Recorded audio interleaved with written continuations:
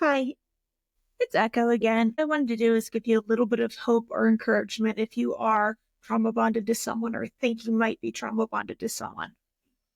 I know it's tempting to pick up the phone, give them a call, send them a text, write an email, but you want to do that because you want that uneasiness to go away and you want that person back. You want them back. But do you actually want them back? Because if you're like me, what you wanted back, what you want back or wanted back, in my case, wanted, was that person that you fell in love with at the beginning. That person that was attentive to your needs, that listened to your feelings, that didn't chastise you for having feelings and for being hurt or afraid or scared or vulnerable. The person that gave you attention, maybe they helped you around your house. Maybe they helped you in some other area that you maybe needed help with. They future faked you. You had plans together. You were going to do this. You were going to do that. Maybe you were going to make an improvement to the house. Maybe you were going to go on a trip. Maybe you were going to move in together, once an obstacle was out of the way, whatever that imaginary obstacle was. Maybe you were going to become a family. All of these things that you were promised and were used as a means to reel you in and get you attached to this person. That's who you're missing. That's what you're longing for.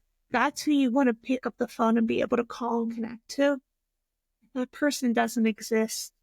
That isn't the real person. The person that exists is the one that future faked you, who, when you got close to actually making that move together, bailed on you and left you alone. The person that exists is the one whenever you try to talk about your thoughts or your feelings or what's going on in your heart, shuts you down, makes you feel small, makes it feel like you're being stupid or too much to talk about these sort of things. The one that says, I never want any conflict, I never want any fight, and I won't be in a relationship where that's present. The one that sets these barriers and absolute ultimatums that rein you in so you cannot be a human, an actual human with real thoughts and feelings. That's the real person, not the one that you fell in love with at the beginning, not the person that was wonderful and good and fed you what you needed to hear, wanted to hear, and maybe desperately needed to hear because of some inner core wound in you.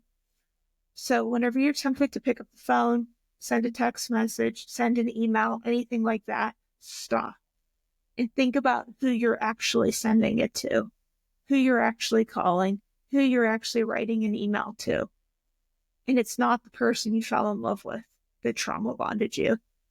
It's the person who discarded you, neglected you, future faked you, hoovered you, and didn't care about your feelings.